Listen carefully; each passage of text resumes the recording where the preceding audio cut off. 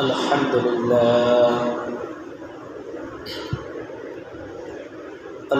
لله وكفى وسلام على عباده الذين اصطفى أما بعد فأعوذ بالله من الشيطان الرجيم بسم الله الرحمن الرحيم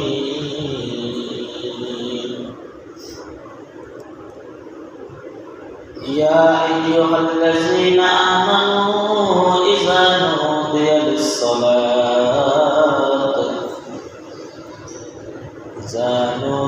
للصلاة من يوم الجمعة فاسعوا إلى ذكر الله وذروا البيع ذلكم خير لكم إن كنتم تعلمون فقد قال رسول الله صلى الله عليه وسلم طلب العلم فريضة على كل مسلم جزى الله عنا محمدا ما هو أهله سبحانك لا علم لنا إلا ما علمتنا إنك أنت العليم الحكيم شكر اللهم صل على محمد وعلى آل محمد كما صليت على إبراهيم وعلى آل إبراهيم إنك حميد مجيد اللهم بارك على محمد وعلى آل محمد كما باركت على إبراهيم وعلى آل إبراهيم إنك حميد مجيد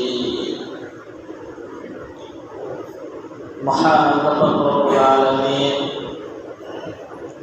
আমাদেরকে পবিত্র জুমার দিন আল্লাহ তাআলার ঘরে আমাদেরকে আসার বসার তৌফিক দান করেছেন। এই জন্য সকল অন্তঃস্থল থেকে শুকরিয়া আদায় করি আলহামদুলিল্লাহ।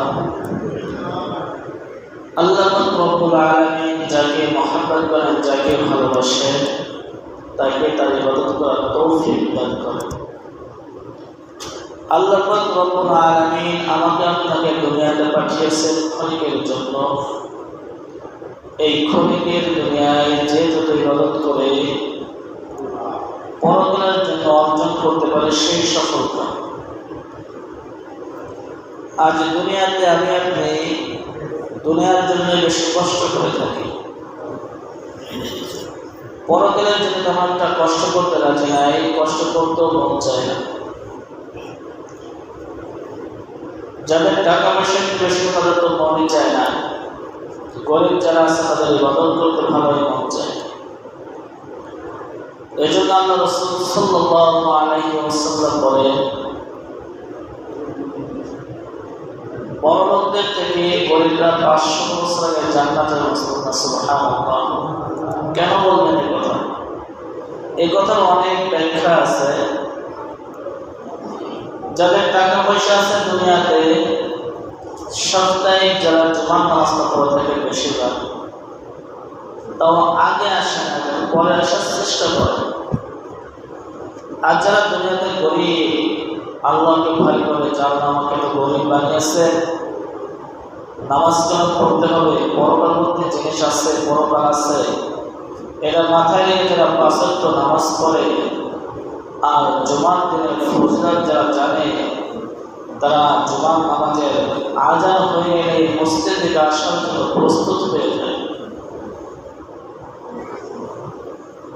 আল্লাহ রব্বুল আলামিন কোরআনে এই কথাই বলেন, ইয়া আইয়ুহাল্লাযীনা আমানু ইযা নুদিয়া লিস-সালাহ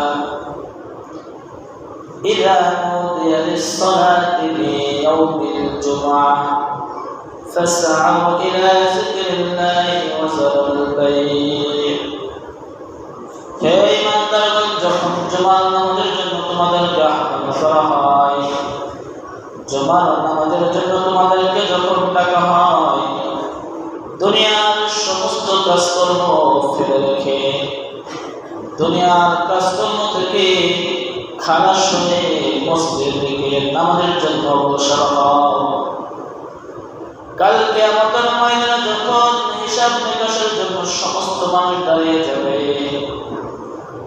কিছু বড়লোক দেখবে কিছু গরিব মানুষ সামনের কাতারে দাঁড়িয়ে আছে তাদের আমলনামা খুব বেশি দেখা যায় দুনিয়ার লোকে দেখতাম তারা জিন্দেগি তো কুরবানি দিতে পারে নাই কিন্তু আজ তাদের আমলনামায় বড় বড় গরুর কুরবানি দেখা যায় উটের কুরবানি দেখা যায় এই সমস্ত কোথা থেকে এলো বাংলাদেশের মানুষ গরু তো কুরবানি দিতে পারে কিন্তু উট তো কুরবানি দিতে পারে না কিন্তু দেখা যায় হলুদ বাজারের গরিব গরিব মানুষ তাদের আমলনামায় অনেক উট কুরবানি দেওয়ার সব তার আমলনামায় লেখা আছে এটা আসলো কোথা থেকে বড় লোকদের মনে প্রশ্ন জানবে আল্লাহ রাসূল সাল্লাল্লাহু আলাইহি ওয়াসাল্লাম যখন তাদেরকে জিজ্ঞাসা করা হবে তোমাদের আমলনামায় এরকম উট কুরবানি দেওয়ার সব কিভাবে আসলো কোথা থেকে এলো তোমাদের তো জিন্দেগিতে একটা বকরি কুরবানি তো দেখি নাই কিন্তু আজ হিসাবের বেলায় তোমাদের আমলনামায় একটা উট কুরবানি সব তোমার আমলনামায় লেখা দিয়েছে কারণটা কি গরিবরা তখন উত্তর দেবে তোমরা কি শোনো নাই মসজিদে জুমার দিন খতিব সাহেব বয়ান করেছিল হুজুর পাক সাল্লাল্লাহু আলাইহি ওয়াসাল্লাম বলেছেন যে ব্যক্তি জুমার নামাজের জন্য আযান শোনার পরে সর্বপ্রথম যে মসজিদে আগমন করলো মসজিদে যে সর্বপ্রথম আগমন করলো রাসূল সাল্লাল্লাহু আলাইহি ওয়াসাল্লাম বলেন তার আমলনামায় একটা উট কুরবানি দেওয়ার সব তার আমলনামায় সুবহানাল্লাহ এই যে সবের কথা বললাম বড়টা কয়জন পারে গরিবরাই তো দেখা যায় সর্বপ্রথম মসজিদে আগমন করে এটা দেখা যায় না গরিবরা তো মসজিদে এসে সামনের কাতারে বসে যায় যে ব্যক্তি জুমার দিন সামনের কাতারে এসে বসে গেল সেও তো জানে আমার এমন সব হয়েছে রাসূল সাল্লাল্লাহু আলাইহি ওয়াসাল্লাম বলেন এ তো সর্বপ্রথম যে মসজিদে প্রবেশ করেছে তার জন্য ফজিলত দ্বিতীয় ব্যক্তি যদি এরকম এসে যদি সামনের কাতারে বসে যায় রাসূল সাল্লাল্লাহু আলাইহি ওয়াসাল্লাম বলেন সে একটা উট কুরবানি দেওয়ার সত্তর আমল মানে সুবহানাল্লাহ এখানে কয়জন মানুষ আছে যে এটা গরু কুরবানি দিতে পারবে একটা মানুষ সামর্থ্য আছে নাই কিন্তু সহজ ইসলাম একেবারে সহজ আপনি জুমার দিন মসজিদে আগে আসার নিয়ত করেন যে আজকে আমি সর্বপ্রথম মসজিদে আগমন করব অথবা আমি দ্বিতীয়তে আগমন করব রাসূলের হাদিস অনুযায়ী আমি একটা কুরবানির সওয়াব আমল নিয়ে নেব কিন্তু মুসলমান দুঃখের বিষয় এটা দুনিয়াতে পাওয়া যাবে না বলে তেমন মনের ভিতরে আগ্রহ যাবে না কিন্তু যদি দুনিয়ার কোনো বাদশা কোন চেয়ারম্যান যদি বলে আমার কাছে যে কয়টা আসতে পারো তোমাকে 500 টাকা দেওয়া হবে সকালে না খেয়ে চেয়ারম্যানের বাড়ির কাছে যে বসে থাকবে এ মুসলমান যে চেয়ারম্যান আল্লাহ তাআলা সৃষ্টি করেছে সেই চেয়ারম্যানের কথাই তুমি তো অগ্রসর হয়ে যাইতেছো কিন্তু যাকে সৃষ্টি না করলে দুনিয়া সৃষ্টি করা হতো না আসমান জমিন কিছুই সৃষ্টি করতো না সে রাসূল সাল্লাল্লাহু আলাইহি ওয়াসাল্লাম বলেছেন কোন বান্দা যদি জুমার দিন মসজিদে আগে প্রবেশ করে তার জন্য একটা উট কুরবানির সওয়াব আমলে লিখে দেওয়া হয় তারপরে যে প্রবেশ করে তার জন্য একটা গরু কুরবানির সওয়াব আমলে লিখে দেওয়া হয় রাসূল বলেন তৃতীয় যে ব্যক্তি প্রবেশ করলো মসজিদে তার জন্য একটা বকরি কুরবানির সওয়াব আমলে লিখে সুবহানাল্লাহ আপনি আপনি যদি তৃতীয় নাম্বার যদি প্রবেশ করতে পারেন তাহলে আপনার জন্য একটা বকরি কুরবানির সব আপনার আমল নামে লেখা হবে। এ মুসলমান, শুধু কি তাই, রাসূল সাল্লাল্লাহু আলাইহি ওয়াসাল্লাম বলেন চতুর্থতে যে প্রবেশ করবে সে একটা মুরগি সদকা করার সদকা আমল। সুবহানাল্লাহ। শুধু কি তাই, রাসূল বলেন পঞ্চম নম্বর যে ব্যক্তি প্রবেশ করবে তার জন্য একটা দিন সদকা করার সদকা আমল। সুবহানাল্লাহ। এই জন্য রাসূল বলেন কাল কিয়ামতের ময়দানে গরিবরা বড়লোকদের থেকে 500 বছর আগে জান্নাতে যাবে। সুবহানাল্লাহ। শুধুমাত্র এই জন্য গরিবরা অনেক আমল বেশি বেশি করে, বেশি করতে চায়। এক ব্যক্তির কোটি টাকা আছে, সে তার ওখান থেকে 1 লক্ষ টাকা দান করলো। আমার আপনার দৃষ্টি দেখা যাইতেছে সেই 1 লাখ টাকা আল্লাহর রাস্তায় দান করছে। আমার আপনার চোখের দৃষ্টিটা দেখতেছে তার কাছে 1 কোটি টাকা আছে। কত টাকা আছে? 1 কোটি টাকা। আরেকজনের কাছে আছে 1000 টাকা, সে ওখান থেকে 100 টাকা দান করলো। রাসূল বলেন যে 1 কোটি টাকা যে মালিক, সে 1 লাখ টাকা যে দান করছে সব পাবে। যে ব্যক্তির কাছে 1000 টাকা আছে সে যদি 100 টাকা অথবা 10 টাকা করে সেই একই সব পাবে না। সুবহানাল্লাহ। এ মুসলমান, এই দুনিয়ার বুকে যদি এরকম দেখা যায়, এবার মুসলমান দুঃখের বিষয় দুনিয়ার সমস্ত কিছু বুঝে আসলো কিন্তু পরকালের কিছুই বুঝে আসে না। এ মুসলমান, আপনার বয়স কিন্তু কমতেই আছে। কখন যে মালাকুল মউত চলে আসবে সেদিন কিন্তু আমি আপনার রক্ষা পাবো না। যতই আমল করতে চাই, যতই ধন সম্পদ আল্লাহর রাস্তায় দিতে চাই, সেদিন কিন্তু গ্রহণ করা হবে না। 1 সেকেন্ড সময় কিন্তু আপনাকে দেবে না। আপনি একটু চিন্তা করেন আমাদের বয়স কেমন ভাবে বাড়ছে ও প্রবৃদ্ধি করতেছে। যখন বাচ্চারা ছোট থাকে মসজিদে যারা প্রবেশ করে বাচ্চাদের মনের ভিতরে আনন্দ থাকে, আমি যদি সামনের কাতারে যদি নামাজ পড়তে পারতাম আমার কতই না বড় হইত। কিন্তু যারা মুরব্বীরা আছে বাচ্চাদেরকে আস্তে আস্তে যখন পিছনে কেটে যাও, বলে পিছনে কেটে যাও, আস্তে আস্তে মসজিদের বারান্দায় পাঠিয়ে দেয়, কারণ তাদের বয়সটা একেবারেই কম। এ মুসলমান, একসময় তুমি তো ছোট বাচ্চা ছিলা, তুমি যখন মসজিদে প্রবেশ করতা তোমাকে সামনের কাতারে নামাজ পড়তে দেওয়া হতো না, তোমাকে পিছনের কাতারে যাইতে হতো। আজ যাদের দাঁড়িয়ে উঠেছে যুবকরা বলে আপনি সামনে চলে যান, কারণ আপনার বয়স হয়ে গেছে। এ মুসলমান, যারা সামনের কাতারে বসে আছে এক সময় কিন্তু আপনারা ছোট ছিলেন, আপনাদেরও কিন্তু বারান্দায় নামাজ পড়া লেগেছে। একদিন হবে আপনারা এই দুনিয়া থেকে বিদায় নিয়ে চলে যাবেন। বাচ্চারা যারা পিছনে আসো তোমাদেরও কিন্তু সামনে এসে নামাজ পড়তে হবে। এমনটা দুনিয়ার জিন্দেগিটা এক সময় এমন ছিল যে আপনি যতই সেই বাচ্চারা পিছনে বসে আসছিলেন মনে আকাঙ্ক্ষা সামনে করে নামাজ পড়তে পারতাম, কিন্তু না, মুরব্বীরা সামনে বসেছে বাচ্চারা পিছনে বসেছে। একদিন সময় আসবে বাচ্চারা সামনে চলে আসবে, আপনারা কবরে চলে যাবেন।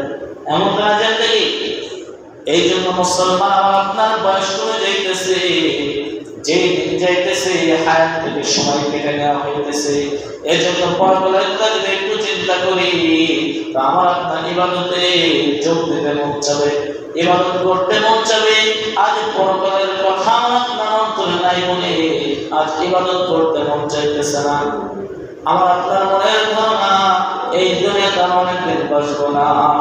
আপনি তো তাকে দেখেন, আপনি যে নানা বাড়ি বেড়াইতে চাইলেন সেই নানা গেছে নাই, আপনার দাদা যে দুনিয়াতে নাই, অনেকের পিতা মাতা এই দুনিয়া থেকে বিদায় নিয়ে চলে গেছে।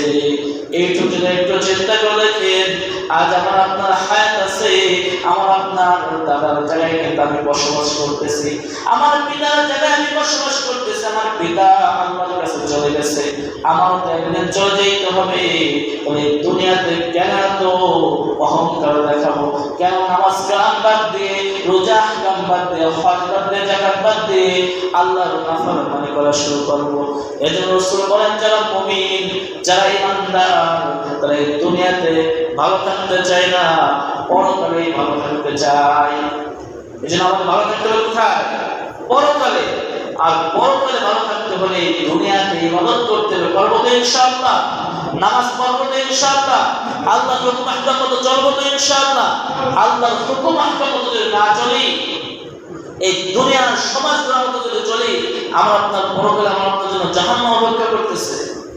আজ যদি আল্লাহ রসুলের অনুগত্য যদি করতে পারে, আল্লাহ রসুলের হুকুম আহকাম যদি মেনে নিতে পারি, এই দুনিয়াতেও শান্তিতে থাকতে পারবেন, পরকালেও শান্তিতে থাকতে পারবেন।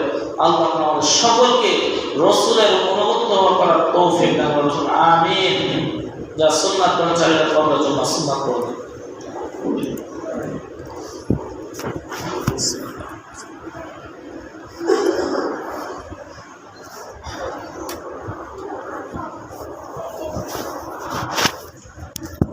সুবহানাল্লাহ।